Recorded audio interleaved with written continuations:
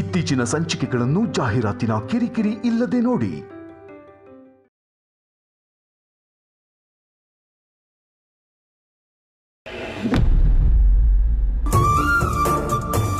ಯಜಮಾನ್ರೆ ಹೊಡಿತು. ಈಗ ನೀವು ನನ್ನ ಹಿಂದೆ ಹೋಗಿ ಪ್ರೀತಿಯಿಂದ ಬಂದು ತಪ್ಕೋಬೇಕು.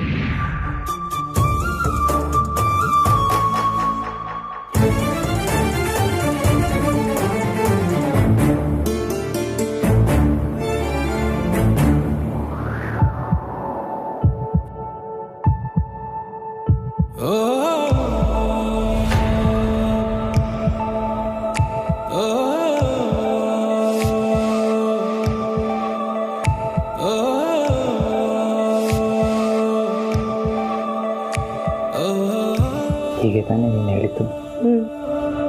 ಖುಷಿನಾ? ಏನು ಮಾಡಲಿ? ನನ್ನ ಕೆನ್ನೆಗೊಂದು ಮುತ್ಕೊಡಿ.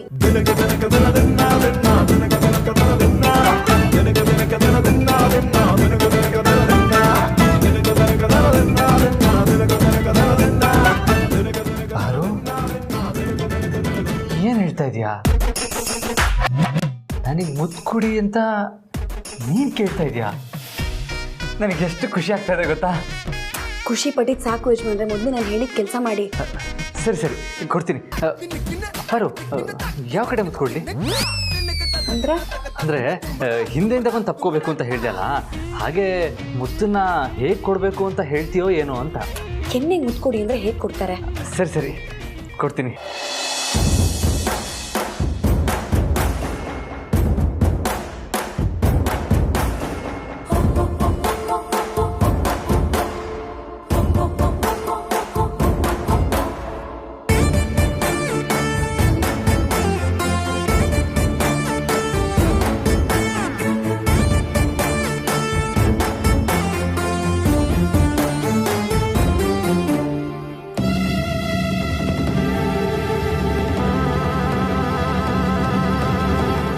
ಯಾಕೆ? ನಾನು ಮುತ್ಕೊಡೋದಕ್ಕೆ ಹೇಳಿದ್ದು ಇಲ್ಲಲ್ಲ, ಮತ್ತೆ ನಾನು ಹೇಳೋ ಜಾಗದಲ್ಲಿ. ಅದಕ್ಕೆ ಅಂತ ಬೇರೆ ಜಾಗ ಫಿಕ್ಸ್ ಮಾಡಿದ್ಯಾ? ಅಲ್ಲ ಪರ, ಈ ರೂಮ್ಗೆ ಏನಾಗಿದೆ? ಹಾಗಲ್ಲ ಯಜಮಾನ್ರೆ, ನಿಮ್ಮ ತಮ್ಮ ನನ್ನ ತಂಗಿ ಇರ್ಬೇಕಾರೆ ಅವ್ರ ಕಣ್ಣೆದುರುಗಡೆ ಬಂದು ನೀವು ನನ್ನನ್ನು ತಪ್ಕೊಂಡು ಮುತ್ಕೊಡ್ಬೇಕು. ಹಾಗಾ? ಸರಿಯಾಗಿ ಪ್ಲ್ಯಾನ್ ಮಾಡಿದ್ಯಾ ಬಿಡು. ಈಗ ನಮ್ಮಿಬ್ರು ಜವಾಬ್ದಾರಿ ಏನು ಅಂದರೆ, ಮತ್ತೆ ಅವರಿಬ್ರನ್ನು ಮೊದಲಿನ ಥರ ಎರಡು ದೇಹ ಒಂದೇ ಮನಸ್ಸು ಅನ್ನೋ ಥರ ಮಾಡೋದು. ಅದಕ್ಕೆ ಅವ್ರ ಮುಂದೆ ನಾವಿಬ್ಬರು ಆತ್ಮೀಯವಾಗಿರಬೇಕು. ಸರಿ ಬರು, ನೀನೇನು ಹೇಳ್ತೀಯೋ ಹಾಗೆ ಮಾಡ್ತೀನಿ. ನೋಡಿ, ಈಗ ನಾನು ಅವರಿಬ್ಬರು ಇರೋ ಕಡೆ ಹೋಗಿರ್ತೀನಿ, ನೀವು ಆಮೇಲೆ ಬನ್ನಿ. ಸಂದರ್ಭ ಹೇಗೆ ಬರುತ್ತೋ ನಾನು ಹಾಗೆ ಮಾತಾಡ್ತಿರ್ತೀನಿ. ಆಮೇಲೆ ನೀವು ಬಂದು ಅದಕ್ಕೆ ತಕ್ಕಂತೆ ನಡ್ಕೋಬೇಕು. ಹಾಗೆ ಅವ್ರ ಎದುರಿಗೆ ಬಂದು ನನ್ನನ್ನು ಹಿಂದೆಯಿಂದ ತಪ್ಕೋಬೇಕು. ಆದರೆ ಮುತ್ತು ಮಾತ್ರ ಮುಂದೆಯಿಂದ ಬಂದು ಕೊಡ್ಬೇಕಲ್ವಾ?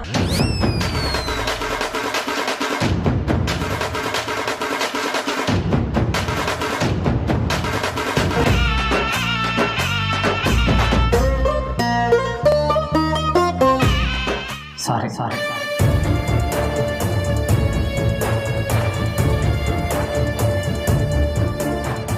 ಯಜಮಾನ್ರೆ, ನಾನು ಹೇಳಿದ್ದು ಅವ್ರ ಮುಂದೆ ತಪ್ಕೊಳ್ಳಿ ಅಂತ, ಇಲ್ಲಿ ತಪ್ಕೊಳ್ಳಿ ಅಂತಲ್ಲ. ಪ್ರಾಕ್ಟೀಸ್ ಮಾಡ್ತಾ ಇದ್ದೀನಿ ಪರು, ಪ್ರಾಕ್ಟೀಸ್ ಮಾಡ್ತಾ ಇದ್ದೀನಿ. ಸರಿ ತಪ್ಪಲ್ಲ? ಇದು ಸ್ವಲ್ಪ ಜಾಸ್ತಿನೇ ಆಯಿತು. ಏನು ರೊಮ್ಯಾನ್ಸಾ? ನಾನು ಕಾಯ್ತಾ ಇರ್ತೀನಿ, ಅಲ್ಲಿ ಬನ್ನಿ.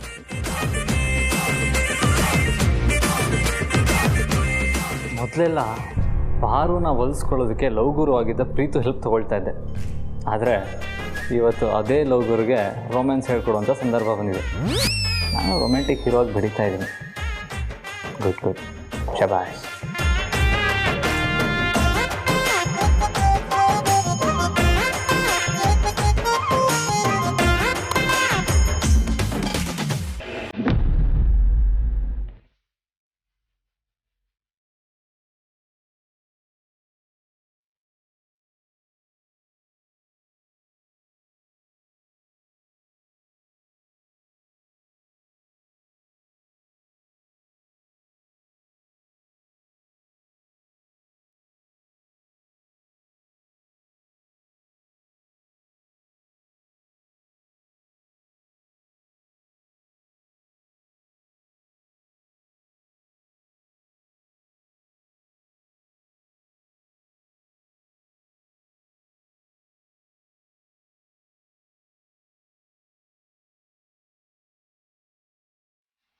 ಜನನಿ ಅವ್ರೆ, ನಿಮಗೆ ತಿಂಡಿ ಹಾಕೊಡ್ಲಾ?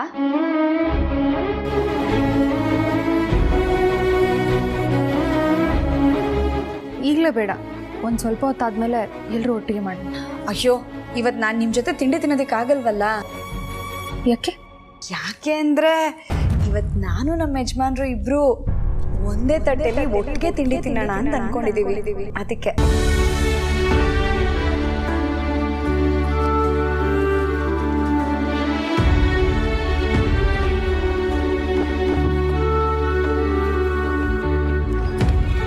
ಒಂದು ಕೆಲಸ ಮಾಡಿ, ನಾವಿಬ್ರು ಹೇಗೆ ಒಟ್ಟಿಗೆ ತಿಂಡಿ ತಿನ್ಬೇಕು ಅಂತ ಅನ್ಕೊಂಡಿದೀವೋ ಹಾಗೆ ನೀವಿಬ್ರು ಗಂಡ ಹೆಂಡತಿ ಒಟ್ಟಿಗೆ ಒಂದೇ ತಟ್ಟೆಲಿ ತಿಂಡಿ ತಿನ್ನಿ.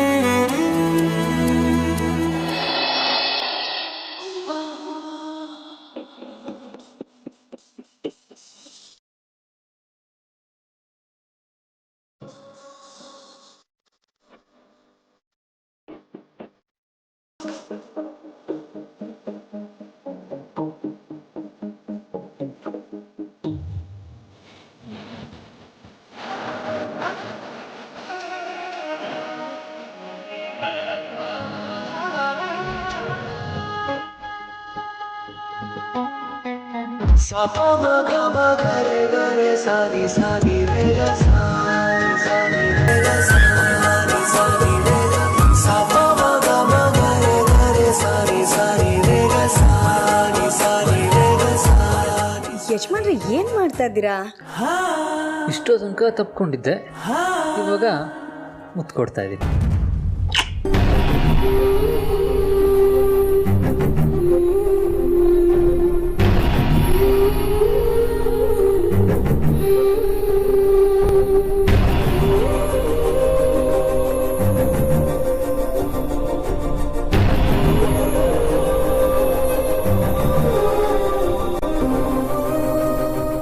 ಯಜಮಾನ್ರೆ ಬನ್ನಿ, ಇಲ್ಲಿ ಬನ್ನಿ ಬನ್ನಿ.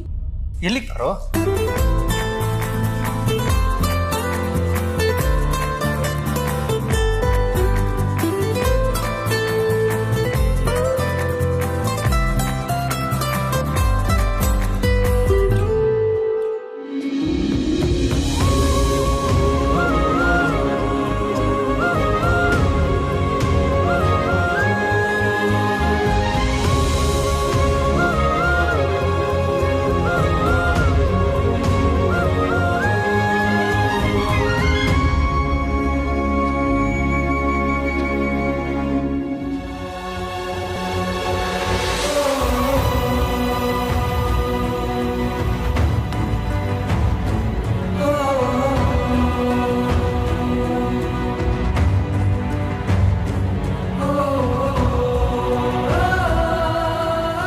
ಏನಿದು?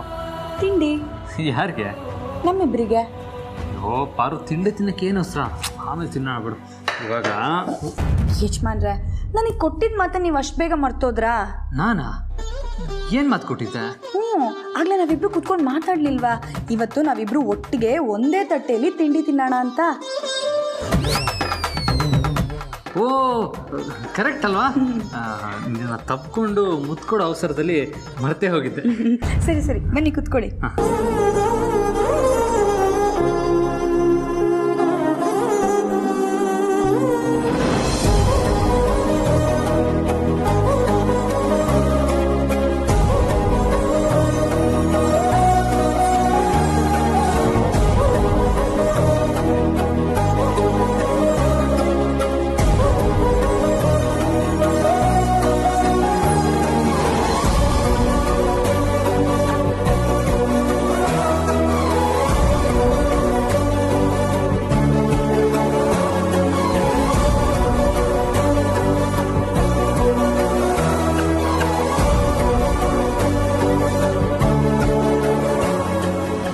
ಪಾರು, ಗಂಡ ಹೆಂಡತಿ ಮಧ್ಯೆ ಸರಸ, ಸಲ್ಲಾಪ, ವಿರಸ, ಹುಸಿ ಮುನಿಸು, ಆಮೇಲೆ ಈ ಮನಸ್ತಾಪ ಇದೆಲ್ಲ ಅವಾಗವಾಗ ಬಂದ್ರೆ ಅಲ್ವಾ ಜೀವನ ಸಾಮರಸ್ಯದಿಂದ ಕೂಡಿರೋದು.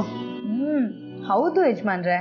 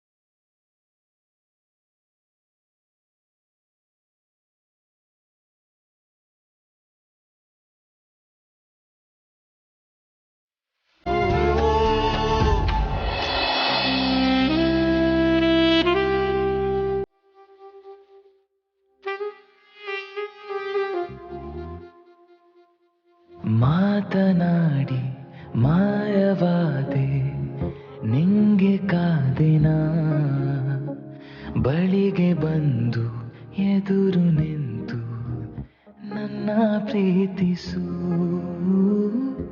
ನನ್ನ ಪ್ರೀತಿಸು.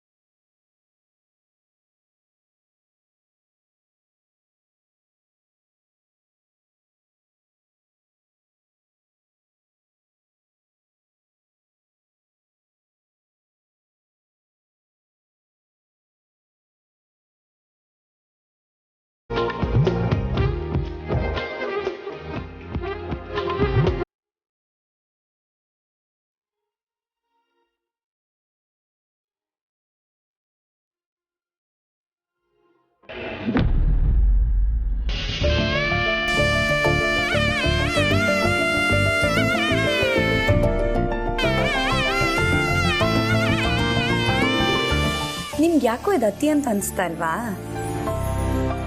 ನಾನೇನು ಮಾಡಿದೆ ಪಾರು? ನೀವು ನಡ್ಕೊಂಡಿದ್ದ ರೀತಿ ಬಗ್ಗೆ ಹೇಳ್ತಾ ಇದ್ದೀನಿ. ನಾನು ಹೇಗೆ ನಡ್ಕೊಂಡೆ?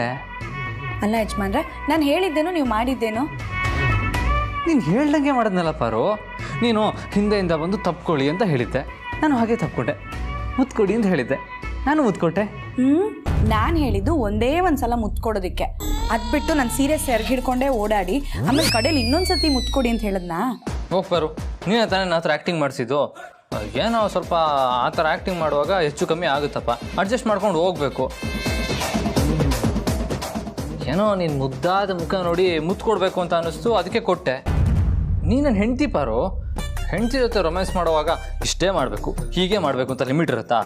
ಇದ್ರೂ ಹಾಗೆ ಮಾಡೋಕ್ಕಾಗುತ್ತಾ? ರೊಮ್ಯಾನ್ಸ್ ಮಾಡುವಾಗ ಪ್ರೀತಿ ಉಕ್ಕಿ ಹರಿದು ರೊಮ್ಯಾನ್ಸ್ ಜಾಸ್ತಿ ಆಗುತ್ತೆ. ಆಯ್ತಾಯ್ತಾಯ್ತು. ನಿಮ್ಮ ತಮ್ಮ ನನ್ನ ತಂಗಿ ನೋಡಿದ್ರು, ಅವ್ರು ಏನು ಅನ್ಕೊಂಡ್ರು ಪರವಾಗಿಲ್ಲ ಬಿಡಿ. ಅದೇ ಏನಾದರೂ ಅತ್ಯಮ್ಮ ನೋಡ್ಬಿಟ್ಟಿದ್ರೆ ನಮ್ಮಿಬ್ಬರ ಬಗ್ಗೆ ಏನು ಅನ್ಕೊಂಡಿರ್ತಿರ್ಲಿಲ್ಲ. ನಿಮ್ಮ ಬಗ್ಗೆ ಬಿಡಿ, ಅವ್ರಿಗೆ ನನ್ನ ಬಗ್ಗೆ ಒಳ್ಳೆ ಭಾವನೆ ಇದೆ ಗೊತ್ತಾ? ಪಾರು, ಅಮ್ಮ ನಮ್ಮನ್ನು ಹಾಗೆ ನೋಡಿದ್ರು ಇನ್ಮೇಲೆ ಒಳ್ಳೆ ಭಾವನೆನೇ ಇರ್ತಿತ್ತು. ಇನ್ಫ್ಯಾಕ್ಟ್ ಅವ್ರು ಇನ್ನೂ ತುಂಬ ಖುಷಿಯಾಗಿರೋರು. ಅಪ್ಪನ ಹತ್ರ ಹೋಗಿ ನೋಡ್ರಿ ನಮ್ಮ ಮಗ ಸೊಸೆ ಎಷ್ಟು ಅನ್ಯೂನ್ಯವಾಗಿದ್ದಾರೆ ಅಂತ ಹೇಳ್ಕೊಂಡಿರೋರು.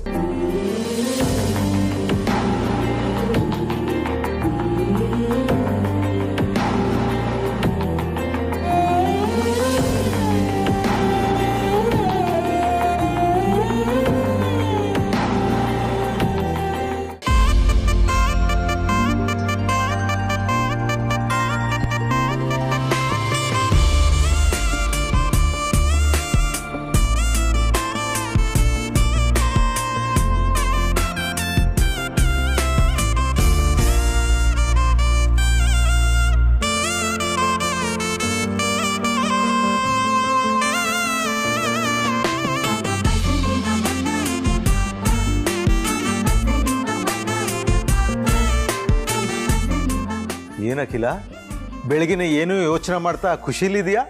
ಹೌದು ರಘು, ನಾನು ತುಂಬ ಖುಷಿಯಾಗಿದ್ದೀನಿ. ಆ ಖುಷಿಯಲ್ಲಿ ನಾನು ಭಾಗಿಯಾಗ್ತೀನಿ. ಅದೇನು ಅಂತ ನನಗೂ ಹೇಳಿ ಅಕ್ಕ.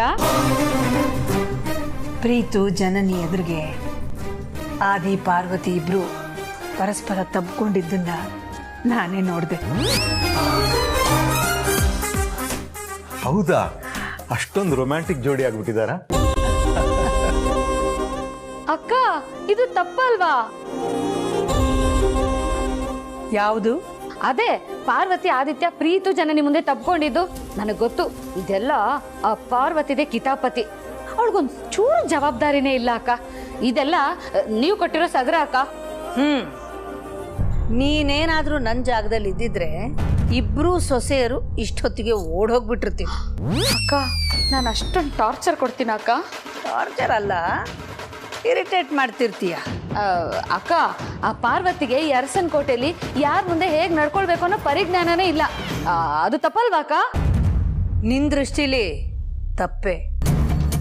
ಆದರೆ ಅದರ ಹಿಂದಿನ ಉದ್ದೇಶ ಗೊತ್ತಾದ್ರೆ ನೀನು ಅವಳನ್ನ ತಪ್ಪು ತಿಳ್ಕೊಳ್ಳಲ್ಲ. ಏನಕ್ಕ ಅಂತ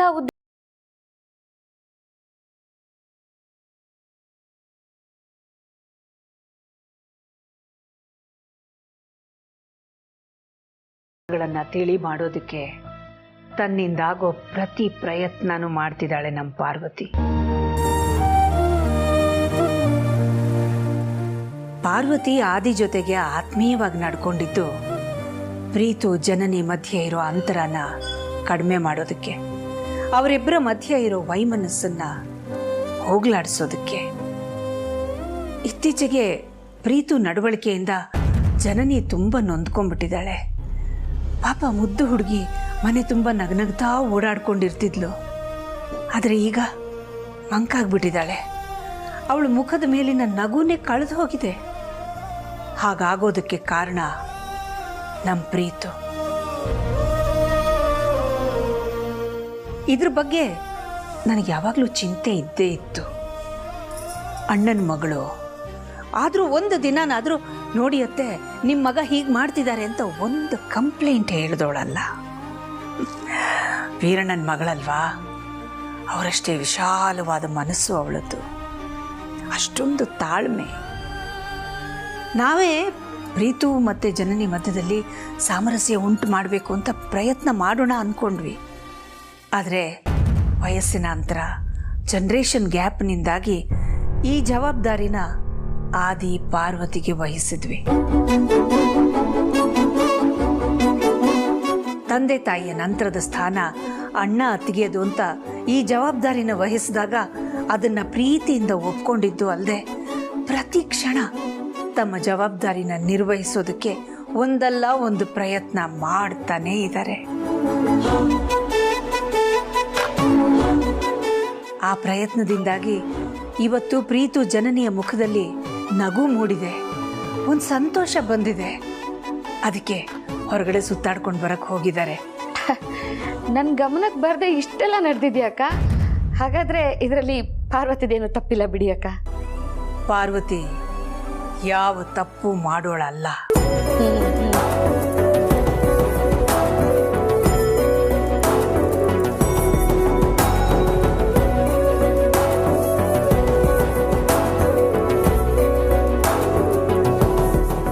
ಯಜಮಾನ್ರೆ, ಜನನಿಯವ್ರನ್ನ ಸಮಾಧಾನ ಮಾಡಿ ನೀವು ಊಟಕ್ಕೆ ಕರ್ಕೊಂಡು ಬನ್ನಿ. ಸರಿ ಪಾರು. ಜನನಿ ಬೇಜಾರು ಮಾಡ್ಕೊಂಡಿದ್ದಾಳ? ಯಾಕಮ್ಮ? ಮಾವ, ನಿಮ್ಮೆಲ್ಲ ಪ್ರಶ್ನೆಗೂ ಅನುಮಾನಕ್ಕೂ ನಾನು ಉತ್ತರ ಕೊಡ್ತೀನಿ. ಆದರೆ ನನಗೊಂದು ಸ್ವಲ್ಪ ಕಾಲಾವಕಾಶ ಕೊಡಿ. ಅಲ್ಲ, ಮೌನಿಕಾ ವಿಷಯನ ಪಾರ್ವತಿ ಇನ್ನೂ ಕ್ಲಿಯರ್ ಮಾಡೇ ಇಲ್ವಲ್ಲ. ಕೇಳಿದ್ರೆ ಟೈಮ್ ಬೇಕು ಅಂತ ಕೇಳಿದ್ಲು, ಆದರೆ ಯಾಕೆ ಅಂತ ಗೊತ್ತಾಗಲಿಲ್ಲ. ಅಲ್ಲಿಗೆ ಆ ಹುಡುಗಿ ವಿಚಾರದಲ್ಲಿ ಎಲ್ಲನೂ ಸರಿ ಇಲ್ಲ ಅಂತ ಆಯಿತು.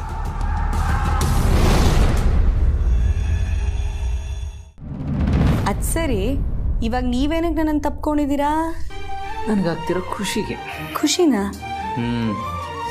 ನಿನ್ನ ಐಡಿಯಾದಿಂದ, ನಮ್ಮ ಪ್ರಯತ್ನದಿಂದ ಪ್ರೀತು ಜನನಿ ಎಷ್ಟು ಖುಷಿಯಾಗಿದ್ರು ನೋಡಿದ್ಯಾ? ಇಬ್ಬರು ಕೈ ಕೈ ಹಿಡ್ಕೊಂಡು ಪ್ರಪಂಚನೇ ಮರೆತುಬಿಟ್ಟಿದ್ರು. ನಿಂಗೆ ಖುಷಿ ಆಯ್ತಾ? ನನಗೆ ತುಂಬ ಖುಷಿ ಆಯಿತು.